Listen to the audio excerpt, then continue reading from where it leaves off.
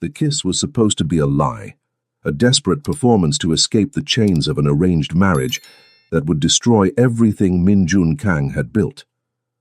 But as his lips pressed against those of his new maid, Imani Foster, something shifted in the carefully constructed walls around his heart. Her soft gasp, the way her dark eyes widened in shock, the tremor that ran through her slender frame, none of it was part of the plan. "What are you doing?" she whispered against his mouth, her voice barely audible over the thundering of his pulse. "Saving us both," he murmured, though he wasn't sure anymore who was saving whom. The woman in his arms, with her natural curls framing her beautiful face and her defiant spirit that refused to bow even to him, had just become the most dangerous person in his world.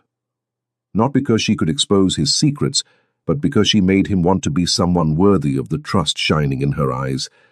The arranged marriage was supposed to secure his empire.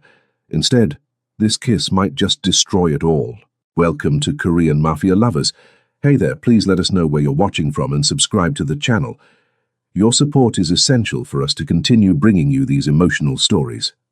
The Kang mansion stood like a fortress against the Chicago skyline, its imposing glass and steel structure reflecting the city lights in a display of wealth and power that few could comprehend. Inside its walls, Min Jun Kang moved through the marble corridors with the controlled grace of a man who had learned early that showing weakness meant death.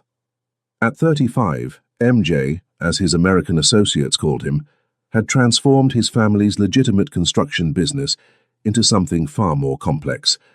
The Kang organization controlled half of Chicago's underground economy, from the docks to the financial district, all while maintaining the facade of respectability that his grandfather had built decades ago. "Sir," his assistant, David, approached with the cautious respect that everyone in the organization had learned to adopt. "The new domestic staff member has arrived for her interview." MJ didn't look up from the financial report spread across his mahogany desk. The numbers told a story of expansion, of territory gained and enemies eliminated, of an empire that grew stronger each day. "Send her to Mrs. Chen. I don't have time for household matters." "Actually, sir, Mrs. Chen specifically requested that you conduct this interview personally," she said. David hesitated, knowing his boss's patience for interruptions was limited. "She said you'd want to ensure the new hire meets your security standards, given the recent complications." The complications David referred to were the increasing pressure from rival families and the federal investigation that had been circling closer to their operations. Every person who entered the Kang mansion was now a potential threat, and MJ had learned the hard way that enemies often came disguised as servants. "Fine," MJ said, finally looking up. His dark eyes held the kind of intensity that made grown men step back. "Send her to the study. 5 minutes." 20 minutes later, MJ was beginning to think the woman had fled when a soft knock interrupted his thoughts. "Come in." The woman who entered his study was not what he had expected. Imani Foster moved with quiet dignity, her posture straight despite the obvious nervousness in her dark eyes. She wore a simple black dress that was clearly her best, and her natural hair was styled in a neat bun that emphasized the elegant line of her neck. But it was her eyes that caught his attention, intelligent, determined, and holding a spark of defiance that surprised him. "Mr. Kang," she said, her voice steady despite the slight tremor he detected. "Thank you for seeing me. I'm Imani Foster." "Sit," he said, gesturing to the chair across from his desk. As she settled herself, he studied her with the same attention he gave to potential business partners, looking for tells, for weaknesses, for the truth behind the facade. "Mrs. Chen says you're looking for domestic work. Why here?" Imani met his gaze directly, which was unusual. Most people found it difficult to maintain eye contact with him for long. "Because I need the job, and I heard you pay well for quality work and discretion." "Discretion," he repeated, leaning back in his chair. "What makes you think discretion is important in this position?" "Mr. Kang, I may need this job, but I'm not naive. A man in your position doesn't live in a house like this without having business that requires privacy. I'm not interested in your affairs. I'm interested in earning enough money to support my family." Her directness intrigued him. Family. My mother has diabetes and needs medication we can't afford. My younger brother is trying to finish college, and my sister. Imani paused, and for the first time her composure cracked slightly. My sister needs to get away from a situation that isn't safe. This job could provide the stability we need. MJ recognized the careful way she spoke about her sister's situation, the same way he spoke about his own business when civilians were present. What kind of situation? The kind that requires money to solve, she said simply. Mr. Kang, I can clean, cook, manage a household, and keep my mouth shut about whatever I see or hear. In return, I need a salary that can help my family. It's that simple. Nothing is ever that simple, Miss Foster. He stood, moving to the window that overlooked the city. The people who work in this house see things. They hear conversations. They become part of something larger than themselves, whether they want to or not. Then they're lucky to be part of something that pays well, Imani replied, and he heard the slight edge in her voice. Mr. Kang, I'm not looking for adventure or excitement. I'm looking for a paycheck. If you can provide that in exchange for good work and silence, then we have a deal. If not, I'll find another position. He turned back to face her, surprised by her boldness. In his world, people didn't give him ultimatums. They begged, they negotiated, they tried to find angles to exploit.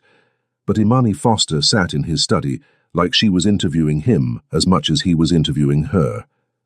You understand that working here means your life will be subject to certain security measures, background checks, restricted access to certain areas, confidentiality agreements that are legally binding. I understand. And you understand that the people in my employ are expected to be loyal above all else. I understand that loyalty is earned, Mr. Kang. Treat me with respect. Pay me fairly. And you'll have my discretion and my best work. Try to control my life outside these walls, and you'll have my resignation. MJ found himself almost smiling. Almost. Mrs. Chen will provide you with the details of your employment. You start tomorrow at 6 a.m. Don't be late. Imani stood, smoothing her dress. Thank you, Mr. Kang. You won't regret this decision. As she reached the door, he called out, Miss Foster. She turned back and he saw that spark of defiance still burning in her eyes. In this house, you'll see and hear things that could be dangerous to know. Are you certain you can handle that? Mr. Kang, she said, her hand on the door handle, I've been handling dangerous situations my whole life. The only difference is that now I'll be getting paid for it. After she left, MJ stood in the silence of his study, replaying the conversation. There was something about Imani Foster that unsettled him, not because she seemed dangerous, but because she seemed fearless. In his experience, fearless people were either very stupid or very strong, and something told him that Imani Foster was far from stupid. He walked to his desk and picked up the background report David had prepared.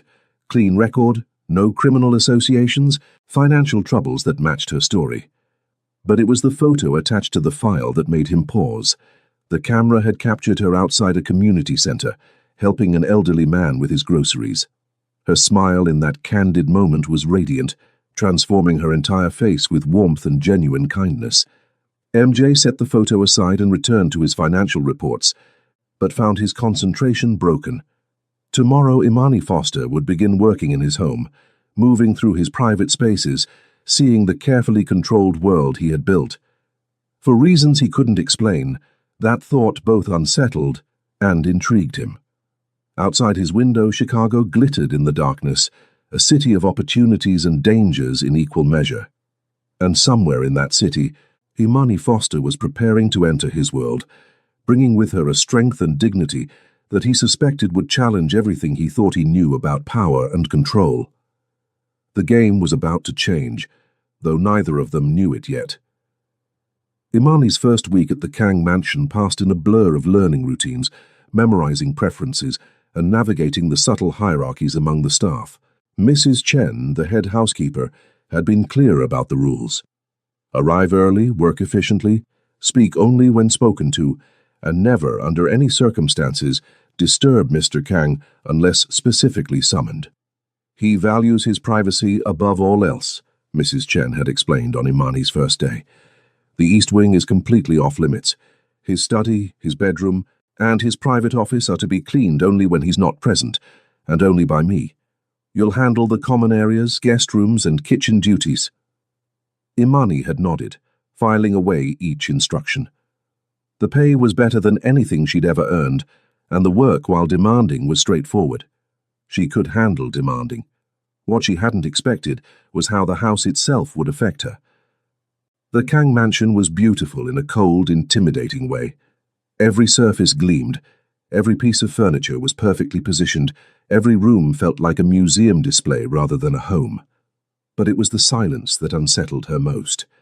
Despite housing nearly a dozen staff members and frequent visitors, the house felt empty, as if no one truly lived there. She rarely saw MJ during her first week. Occasionally, she'd catch glimpses of him in the morning, impeccably dressed in tailored suits, speaking in low tones with men who carried themselves with the same controlled intensity. She'd learned to recognize the sound of his footsteps in the marble hallways, measured, purposeful, never hurried.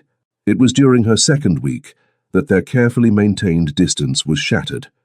Imani was in the main living room, dusting the expensive art pieces that adorned the walls, when she heard raised voices from the direction of MJ's study. She tried to ignore them, focusing on her work, but the voices grew louder, and she caught fragments of conversation in what sounded like Korean mixed with English. Not negotiable, Minjun. The Park family expects. I don't care what they expect. I won't be used as a bargaining chip in their expansion plans. Imani moved closer to the far end of the room, ostensibly to clean the windows, but really to put distance between herself and what was clearly a private conversation. She'd learned in her previous jobs that overhearing the wrong conversation could cost you your position, or worse. Your grandfather's agreement with their family goes back 30 years. You can't simply... Watch me. The study door slammed open, and MJ strode out, his face a mask of controlled fury. Behind him, an older Korean man in an expensive suit followed, his own expression tight with frustration. Minjun, be reasonable. Soo-jin Park is a beautiful woman from a good family. This marriage would strengthen both our organizations and turn me into a puppet dancing to the Park family's tune. MJ stopped in the center of the living room, and Imani realized with growing alarm that she was trapped. Moving now would draw attention to her presence, but staying meant overhearing more of a conversation that could get her fired, or worse. It's not about control, it's about alliance. In our world, personal desires must sometimes be sacrificed for the greater good of the family. My personal desires? MJ's voice was dangerously quiet. Uncle, my personal desires stopped mattering the day I took over this organization, but I won't be married off like a prize bull to secure someone else's ambitions. The older man, his uncle apparently, sighed heavily. The engagement announcement is scheduled for next month. The Park family has already begun preparations. If you back out now, it will be seen as an insult that could lead to war between our families. Then maybe it's time for war. Minjun! The sharp rebuke echoed through the room. You're thinking with your pride, not your head. This marriage is happening whether you like it or not. The contracts have been signed, the agreements made. You will marry Soo-jin Park, and you will do it with dignity. Imani watched MJ's hands clench into fists at his sides, the only outward sign of the rage she could sense building in him. When he spoke, his voice was deadly calm. Get out. Minjun. Get out. The older man's face flushed with anger, but he apparently knew better than to push further. This conversation isn't over. The engagement party is in 2 weeks. I suggest you use that time to come to terms with your responsibilities. After his uncle left, MJ stood motionless in the center of the room, his back to Imani. She could see the tension in his shoulders, the rigid line of his spine. She knew she should leave, slip away quietly and pretend she'd heard nothing.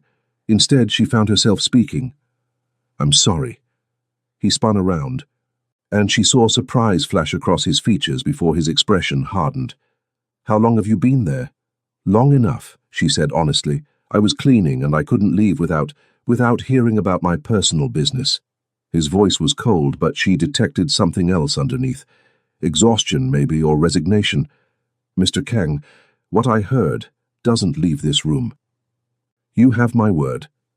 He studied her for a long moment, and she had the unsettling feeling that he was seeing far more than she intended to reveal. Your word. Yes. And what is the word of a maid worth in my world, Miss Foster? The question stung, but she kept her voice steady. The same as the word of anyone else who chooses to keep it. Nothing more, nothing less. Something shifted in his expression, surprise perhaps, or a grudging respect. You should go. Yes, sir. She gathered her cleaning supplies, but as she reached the doorway, she paused. Mr. Kang? What?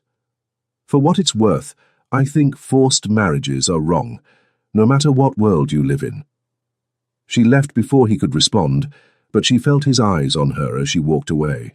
That night, as she rode the bus home to her small apartment, Imani couldn't shake the image of MJ standing alone in that vast, cold living room, trapped by obligations and expectations that seemed to suffocate him as surely as any prison.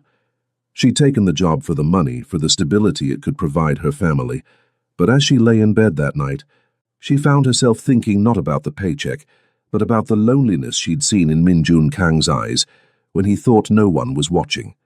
The next morning she arrived at the mansion to find fresh flowers in the main living room, white orchids that seemed to glow against the dark furniture.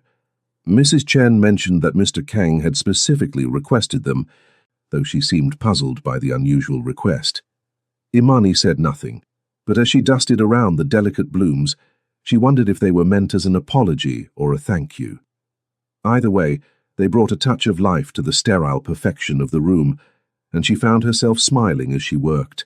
She didn't see MJ that day, but she felt his presence in the house differently now, not as the distant, intimidating boss, but as a man trapped by circumstances beyond his control.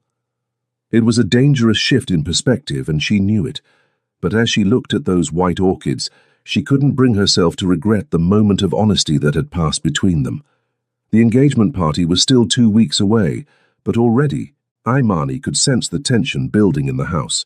Staff moved more quietly, conversations were more subdued, and MJ's rare appearances were marked by an even more pronounced air of controlled fury. She told herself it wasn't her business, that her job was to clean and stay invisible. But every time she passed those white orchids, she was reminded that sometimes the most powerful people in the world were also the most trapped. And despite every instinct telling her to stay away, she found herself caring about the fate of Min-jun Kang in a way that had nothing to do with her paycheck. The morning of the engagement party dawned grey and cold, with the kind of bitter wind that cut through Chicago's streets like a blade. Imani arrived at the mansion to find it transformed, florists arranging elaborate displays, caterers setting up in the kitchen, and Mrs. Chen directing the chaos with military precision. The guests will begin arriving at 7, Mrs. Chen informed the assembled staff. The family has requested that all domestic personnel remain out of sight during the evening. We'll serve from the kitchen and maintain the public areas, but no one is to interact with the guests unless specifically instructed. Imani nodded along with the others, but her attention was drawn to the massive portrait that had been hung in the main foyer, a formal photograph of MJ standing beside a beautiful Korean woman in an elegant white dress. Sujin Park was stunning, with delicate features and a smile that seemed painted on for the camera. But it was MJ's expression that made Imani's chest tighten. He looked like a man attending his own funeral. Miss Foster, Mrs. Chen's sharp voice cut through her thoughts. You'll be responsible for maintaining the powder rooms and ensuring the coat check area remains organized. Under no circumstances are you to enter the main reception areas. Understood. The day passed in a blur of preparation. Imani caught glimpses of MJ throughout the afternoon, always surrounded by men in expensive suits, his face an impassive mask. He wore a traditional Korean hanbok for the ceremony, a stunning black and gold ensemble that emphasized his broad shoulders and commanding presence. But his eyes remained cold, distant, as if he'd retreated somewhere deep inside himself. As evening approached, the guests began to arrive. Imani watched from the kitchen as Chicago's elite filed through the mansion. Politicians, business leaders, and what she suspected were members of other Korean families. The women were draped in designer gowns and glittering jewelry, the men in tailored tuxedos that probably cost more than she made in a year. Quite a show, isn't it? David, MJ's assistant, appeared beside her at the kitchen window. All this pageantry for a marriage that neither party wants. Neither party? Imani asked, surprised by his candor. Soo-jin Park is in love with someone else, a doctor her family considers beneath their station. This arrangement is as much a prison for her as it is for him. David's expression was grim. But in families like ours, love is a luxury we can't afford. Before Imani could respond, Mrs. Chen clapped her hands for attention.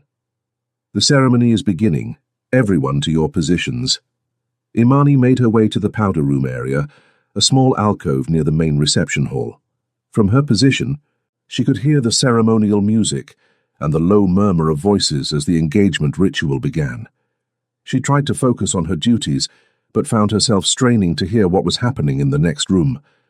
The traditional Korean ceremony was beautiful and elaborate, with ritual exchanges of gifts and formal bows between the families. But when she heard MJ's voice, speaking the traditional words of commitment, she detected a hollow quality that made her heart ache for him. It was nearly an hour later when disaster struck. Imani was restocking towels in the powder room when she heard raised voices from the main hall. At first she assumed it was part of the celebration, but the tone was wrong, angry, confrontational. She moved closer to the doorway, trying to understand what was happening. "Insulting our family with this charade," a man's voice boomed over the crowd. "Everyone knows Min Jun Kang has no intention of honoring this engagement." "Mr. Park, please," came another voice, probably MJ's uncle. "This is neither the time nor the place. When is the time? When your nephew makes a fool of my daughter in front of all of Chicago? We have witnesses who say he's been seen with other women, that he has no respect for this arrangement." Imani's blood ran cold. She knew she should retreat, should disappear into the kitchen and pretend she'd heard nothing. But something in the escalating tension kept her frozen in place. "That's enough," MJ's voice cut through the chaos like a blade. "Mr. Park, you will not speak about my character or my intentions in my own home." "Your intentions?" Mr. Park's laugh was bitter.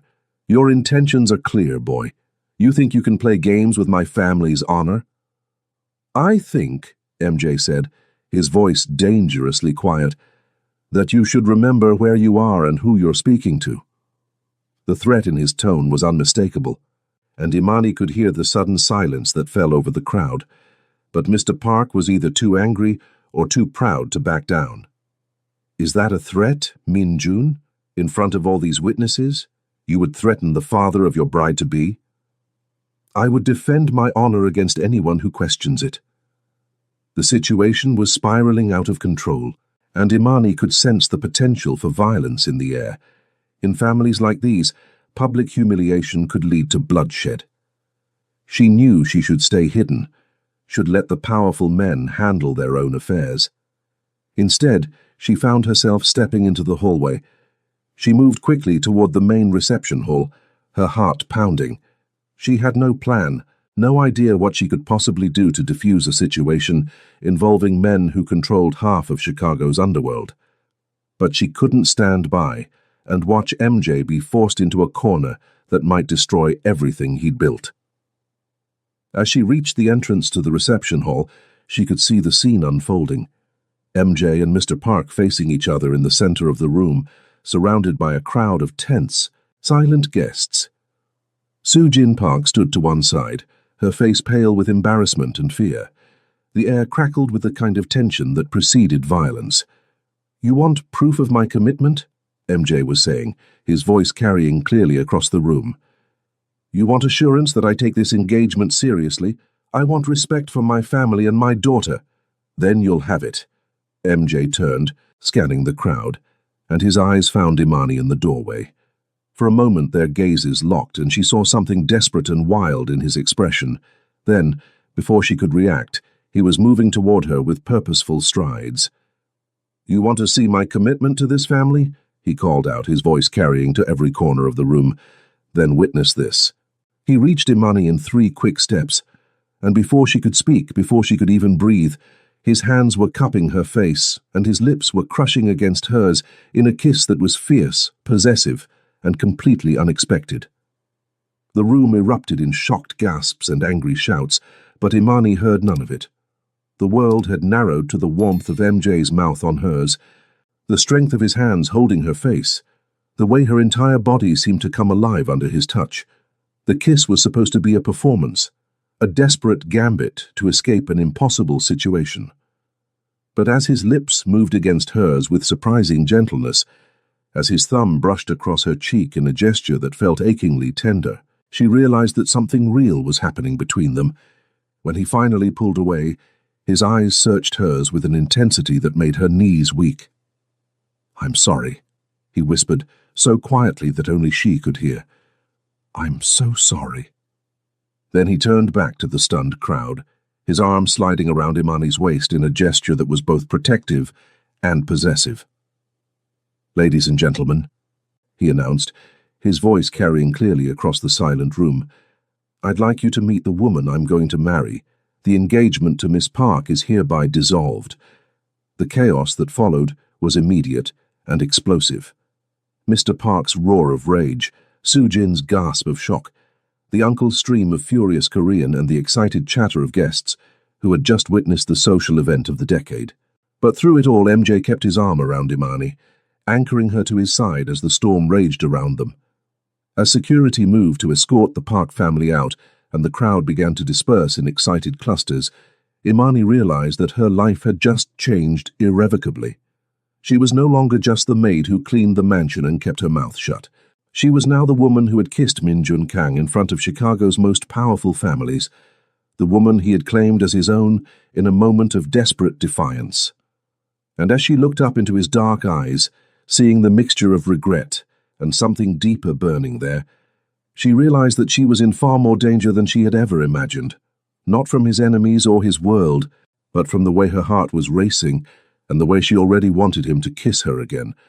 The silence in MJ's study was deafening after the chaos of the evening.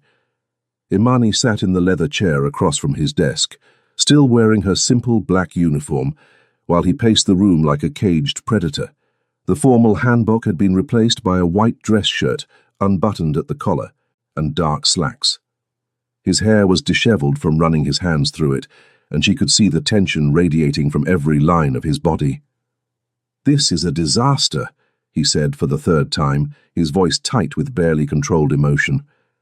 "I've destroyed everything. The alliance with the Parks, the stability we've maintained for years, your safety." "My safety?" Imani interrupted, finding her voice for the first time since they'd retreated to the study. "What about my safety?" He stopped pacing and turned to face her, his dark eyes filled with something that looked like anguish. "Do you understand what I've done? What I've made you a part of? The Park family doesn't forgive insults, Imani. By claiming you publicly, by dissolving the engagement in front of half of Chicago's elite, I've painted a target on your back." "You didn't claim me," she said quietly. "You used me." The words hit him like a physical blow, and she saw him flinch. "You're right. I used you, and I'm sorry. I saw you standing there, and I was desperate, and I—" He ran his hands through his hair again, the gesture making him look younger, more vulnerable. "I never should have involved you in this." Imani studied his face, seeing the genuine remorse there, but also something else, something that made her pulse quicken despite the gravity of their situation. "The kiss," she said carefully. "Was all of it just for show?" MJ went very still, his eyes locking with hers. For a long moment, neither of them spoke. Then, so quietly she almost didn't hear him, he said, "No." The admission hung between them like a live wire, dangerous and electric. Imani felt her breath catch as she processed what he'd just confessed. "MJ, don't." He turned away from her, moving to the window that overlooked the city. "Don't say anything that will make this worse than it already is." "How could it be worse?" she asked, standing up from the chair. You've just told Chicago's underworld that you're involved with your maid. Your uncle looked like he wanted to murder both of us, and now you're telling me that the kiss that started all this wasn't entirely fake. It wasn't fake at all, he said without turning around. That's the problem. Imani moved closer to him, drawn by the raw honesty in his voice. Then why are you acting like it's the end of the world? Because it is. He finally turned to face her, and she was startled by the intensity in his eyes. Because I'm Min Jun Kang, and you're Imani Foster, and there's no universe where this ends well for either of us. Why not? Why not? He laughed, but there was no humor in it. Because I'm the head of a criminal organization, Imani. Because I've killed people who threatened what's mine. Because my world is violence and power and control, and you're... He gestured helplessly. You're everything good that I've never had. I'm not some innocent flower, MJ. I've lived in the real world my whole life. I've seen violence, I've dealt with dangerous people, not like this. His voice was sharp. Not like me. Then tell me, she said, stepping closer until she was within arm's reach. Tell me who you really are. Stop hiding behind this mask of the untouchable crime boss, and tell me the truth. For a moment she thought he might actually do it. His guard dropped, and she saw the man beneath the carefully constructed facade, lonely, burdened, desperate for connection. But then his phone rang, shattering the moment. He answered it with a curt, "What?" and listened for several seconds, his expression growing darker with each word. "How many?" he asked finally. "Where?" Another pause. "I'll be there in 20 minutes. He hung up and turned to her, his face once again the impassive mask she'd come to recognize. "I have to go. David will drive you home, and starting tomorrow, you'll have protection." "Protection from what?" "From the consequences of my actions." He moved toward the door, then stopped. "Imani, what happened tonight? It can't happen again, for your sake and mine." "What if I don't want protection?" she called after him. "What if I want the truth instead?" He paused in the doorway, his hand on the frame. "The truth is that I'm falling for a woman I can never have, and it's going to destroy us both." Then he was gone, leaving Imani alone in the study with the echo of his words and the memory of a kiss that had changed everything. The ride home with David was tense and silent. He kept checking the mirrors, his hand never far from what she suspected was a concealed weapon. When they reached her apartment building, he walked her to the door and handed her a business card. "My number," he said simply. "If anything seems wrong, anything at all, you call me immediately." "David," she said as he turned to leave, "what happened tonight? How bad is it really?" He looked at her for a long moment, and she saw sympathy in his eyes. "Bad enough that your life will never be the same. But maybe..." He paused, choosing his words carefully. "Maybe that's not entirely a bad thing. I've worked for MJ for 8 years, and I've never seen him look at anyone the way he looked at you tonight." After he left, Imani climbed the stairs to her small apartment, her mind reeling from everything that had happened. She'd gone to work that morning as a maid trying to support her family. She was coming home as the woman who had publicly humiliated one of Chicago's most powerful families and captured the heart of a man who claimed he was too dangerous to love. As she lay in bed that night, staring at the ceiling, she could still feel the warmth of MJ's lips on hers, could still see the vulnerability in his eyes when he'd admitted the kiss was real. He'd said their situation was impossible, that it could only end in disaster.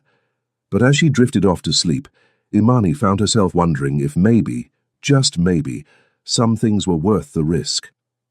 The next morning, she woke to find 2 men in dark suits standing outside her apartment building. Her protection had arrived, and with it, the reality that her life had indeed changed forever. The question now was whether she was brave enough to fight for something real with a man who believed he was too dangerous to deserve love. As she got ready for what she suspected would be her last normal day for a very long time, Imani made a decision. MJ might think their situation was impossible, but she'd been fighting impossible odds her entire life. And for the first time in years, she'd found something, someone worth fighting for. The game had changed and she was ready to play. 3 days after the engagement party, Imani returned to the Kang mansion to find it transformed once again. The elegant decorations were gone, replaced by an atmosphere of barely controlled chaos. Men in dark suits moved through the corridors with purpose, their voices low and urgent. Mrs. Chen met her at the service entrance, her usual composed demeanor cracked with worry. "Miss Foster," she said, wringing her hands, "I wasn't sure you'd come back." "Why wouldn't I?" Imani asked, though she could guess the answer. "Because of what happened at the party, because of the danger." Mrs. Chen lowered her voice. "The Park family is furious. They're calling for retribution, and there are rumors that other families are questioning Mr. Kang's judgment, his fitness to lead." Imani felt a chill run down her spine, but she kept her voice steady. "Where is he?" "In meetings all morning. The elders from the other families are here. And his uncle." Mrs. Chen shook her head. "I've never seen the house like this. It feels like we're preparing for war." As if summoned by her words, the sound of raised voices echoed from the direction of the main conference room. Imani recognized MJ's voice among them, calm but with an edge of steel that made her stomach clench with worry. "Perhaps you should go home," Mrs. Chen suggested gently, "until things settle down." "No," Imani said firmly. "I have work to do." She spent the morning cleaning mechanically, her attention focused on the sounds coming from the conference room. The voices rose and fell in what sounded like heated debate, occasionally punctuated by sharp words in Korean that she didn't understand, but could interpret from their tone. It was nearly noon when the conference room doors finally opened, and a stream of older Korean men emerged, their faces grim. Imani caught glimpses of them from the kitchen, distinguished gentlemen in expensive suits who carried themselves with the authority of men accustomed to being obeyed. But their expressions were troubled, and she heard fragments of conversation that made her blood run cold. Unprecedented breach of protocol. Cannot allow personal desires to compromise. Other families are watching, waiting for signs of weakness. MJ's uncle was the last to emerge, and his face was thunderous. He paused in the hallway, speaking in rapid Korean to one of his associates, and though Imani couldn't understand the words, his tone was unmistakably furious. After the last of the visitors had left, silence settled over the mansion like a heavy blanket. Imani waited, torn between the desire to seek out MJ and the knowledge that he probably needed space to process whatever had just happened. The decision was made for her when David appeared in the kitchen doorway. "He wants to see you," he said simply. "The study." Imani found MJ standing behind his desk, his hands braced on its surface, as he stared down at a collection of documents spread before him. He'd discarded his suit jacket, and his white shirt was wrinkled, the sleeves rolled up to reveal strong forearms. When he looked up at her entrance, she was shocked by the exhaustion in his eyes. "You came back," he said, and she heard surprise in his voice. "Did you think I wouldn't?" "I hoped you wouldn't, for your own safety." He straightened, running a hand through his disheveled hair. "The last 3 days have been complicated. Tell me." He studied her for a long moment, and she could see him weighing his words. "The Park family is demanding compensation for the public humiliation. My uncle and the other family elders are questioning my leadership, my ability to make rational decisions. There are rumors that some of our business partners are reconsidering their alliances. Because of me, because of my choices," he corrected firmly, "because I chose to follow my heart instead of my head for the first time in my life." The admission hung between them, and Imani felt her pulse quicken. "And do you regret it?" "I should," he said quietly. "Every logical part of me says I should regret it, should find a way to fix this mess and restore the status quo. But..." He moved around the desk, stopping just close enough that she could see the flecks of gold in his dark eyes. "I can't stop thinking about that kiss, about the way you felt in my arms, about the way you looked at me like I was worth saving. You are worth saving." "Am I?" His laugh was bitter. "Imani, in the last 3 days, I've had to authorize the elimination of 2 men who were planning to use this situation to move against us. I've threatened families that have been our allies for decades. I've made decisions that will have consequences for years to come. Does that sound like a man worth saving? It sounds like a man protecting what's his, she said softly. It sounds like a man who's been forced to make impossible choices his entire life. And what about the choice I made with you? Was that impossible too? The question was loaded with meaning, and Imani felt the weight of it settle around them. She could give him the easy answer, could tell him it was a mistake and walk away, returning to her simple life and leaving him to his complicated world. Or she could tell him the truth. No, she said finally. That choice felt like the first real thing that's happened to me in years. Something shifted in his expression, hope warring with caution. Imani, if we do this, if we try to make this real, there's no going back. My world will become your world, with all the dangers that entails. The people who want to hurt me will try to hurt you. Your family could become targets. Your life will never be simple again. My life was never simple, she replied. I've been fighting to survive, to protect my family, to make something better for all of us. The only difference now is that I'd be fighting for something I actually want. And what do you want? She stepped closer, close enough to see the rapid pulse at his throat, to catch the faint scent of his cologne, mixed with something uniquely him. I want you, she said simply. I want the man who puts flowers in his living room, because his maid mentioned that the house feels cold. I want the man who's been carrying the weight of an empire on his shoulders since he was barely old enough to understand what that meant. I want the man who kissed me like I was the most precious thing in his world. You are, he said, his voice rough with emotion. You are the most precious thing in my world, and that terrifies me. Why? Because precious things in my world get destroyed. Then don't let me be destroyed, she said, reaching up to cup his face in her hands. Protect me. Fight for me. Choose me, not because it's easy or logical or safe, but because it's real. For a moment, he leaned into her touch, his eyes closing as if he were memorizing the feel of her hands on his skin. When he opened them again, she saw the moment he made his decision. The Park family wants a meeting, and he said, tomorrow night. They're demanding satisfaction for the insult to their daughter. What kind of satisfaction? The kind that usually ends in bloodshed. His hands came up to cover hers, his fingers intertwining with hers. But I have a different proposal for them, which is, I'm going to offer them something they value more than revenge. I'm going to offer them a partnership that will make both our families more powerful than they ever imagined. And I'm going to make it clear that you are under my protection, that any threat to you is a threat to me. And if they refuse? His expression hardened, and for a moment she saw the dangerous man that his enemies feared. Then they'll learn why the Kang family has survived and thrived in this city for 30 years. Before she could respond, he was kissing her, his lips claiming hers with a passion that made her knees weak. This kiss was different from the one at the party, deeper, more desperate, filled with the promise of everything they could be together if they were brave enough to fight for it. When they finally broke apart, both breathing hard, he rested his forehead against hers. I love you, he whispered, the words barely audible. I love you, and I'm going to spend the rest of my life making sure you never regret choosing me. I love you too, she whispered back, feeling the truth of it settle into her bones. And I'm not going anywhere. Outside the study windows, Chicago glittered in the afternoon sun, a city full of opportunities and dangers in equal measure.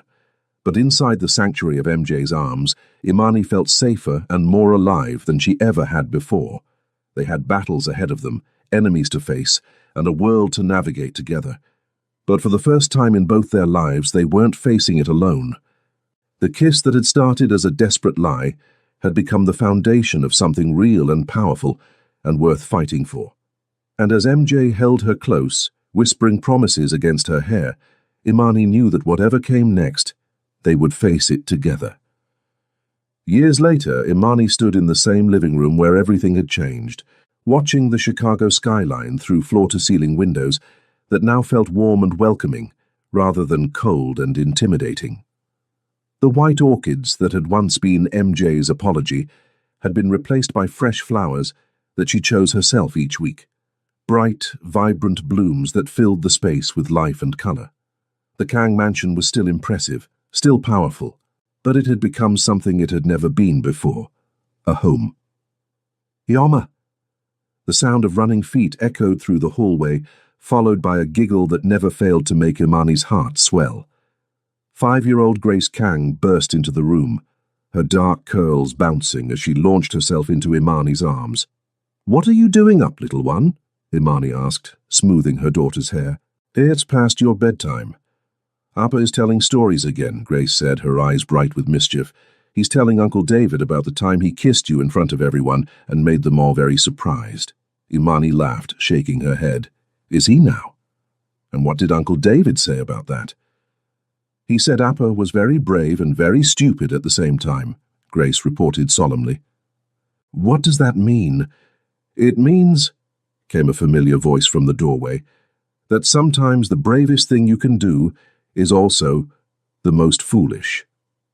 MJ entered the room, still handsome in his perfectly tailored suit, though there were now laugh lines around his eyes and a softness to his expression that hadn't been there years ago. "And was it?" Imani asked, settling Grace more comfortably in her arms. "Foolish?" MJ moved to stand behind them, his arms encircling both his wife and daughter. "The most beautifully foolish thing I've ever done," he said, pressing a kiss to the top of Imani's head. "And the best decision of my life." The Park family meeting that had seemed so threatening years ago had indeed ended in partnership rather than bloodshed. So Jin Park had married her doctor and sent Imani a beautiful bouquet with a note, thanking her for freeing them both from an arrangement that would have made everyone miserable. The other families had eventually accepted MJ's choice, especially when it became clear that his happiness had made him an even more formidable leader. Imani's family had been shocked, then worried, then finally accepting when they saw how completely MJ loved and protected their daughter. Her mother's medical bills were no longer a source of stress. Her brother had graduated college debt-free, and her sister had been able to escape her dangerous situation and start fresh in a new city. "Tell me the story, Appa," Grace demanded, settling back against Imani's chest.